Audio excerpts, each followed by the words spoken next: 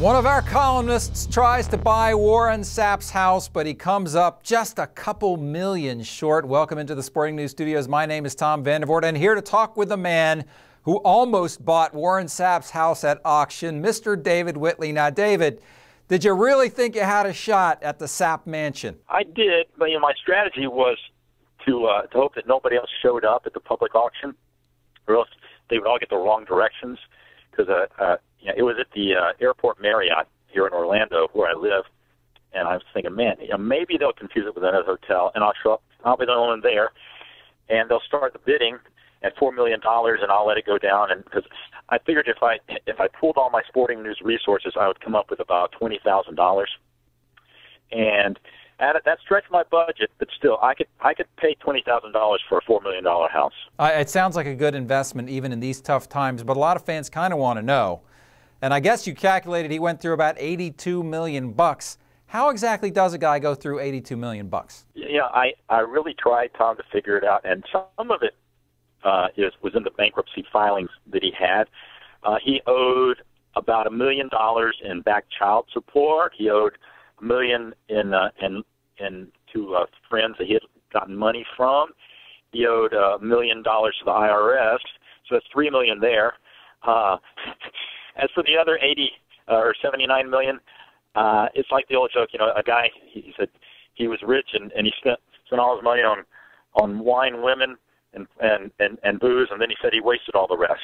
So I figured that must account for where Warren's $82 million went. I tell you, man, it's tough to fathom. I know we all tend to live up to the level of our means here, but there's a lot of other athletes that seem to have this problem, and I think I saw in your column a stat that was kind of astounding, actually, when you think of it, which was something like 78% of all former NFL players are in some kind of financial distress a couple years out of the league. And that kind of blows me away. Yeah, that was a 2009 Sports Illustrated study, and it's only that I could find, and no one has really contested it. And the numbers do strike me a little high, but not terribly high, because I think more people would have said there's no way. Anecdotally, you just see more and more of this happen, and it scratches your head because the money has just gotten bigger and bigger over the years, and you say, even if you're just a complete moron, how do you blow that kind of money? But in reality, so say you sign a $50 million contract, well, $35 million is left after taxes, and then you're going to buy a house, and in some of these cases the house, and then you're going to start buying cars, and pretty soon you blow through it.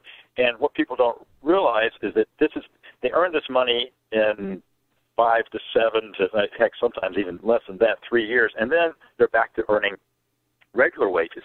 And a lot of times, especially in divorce proceedings, they based it on what you were earning at the top of your income. So, like in Sapp's case, his alimony and child support was structured around when he was making $7 million a year. Now he's making more like $1 million a year off TV, but the child support. So, and it always helps not to have 6 kids, including 2 of your own from your marriage, and 4 by 4 other women. Yeah, that does tend to put a drag on the old economic means. Finally, I have to ask you, I did detect in your column a little bit of sense that maybe this was some kind of karmic retribution for Mr. Sapp, in your opinion? Yes, it could have happened to a nicer guy, let's put it that way. Warren has a reputation as being one of the surliest people in the NFL, and I'm not saying that just as a sports writer, because we expect to be treated like dirt, and it comes with the territory. But he raised it or lowered it to a whole new level. And it wasn't just sports writers; it was fans in general. I recall one time there was a big autograph signing thing in Tampa Bay, and he just hid out from the fans. And finally, Tony Dungy told him to get his fat butt out there and start signing autographs. He is renowned as sort of a two-faced clown. When he's on TV, he looks likable, and he comes off as loquacious and everything. But then, boy, as soon as that TV camera goes off, he's a snarling dragon. So I just figured, this is sort of karmic justice in a way that for all the love that he's gotten over the years, it's finally coming back to get him the meanness that he's spewed on people. But at least he didn't sell you his house for $20,000.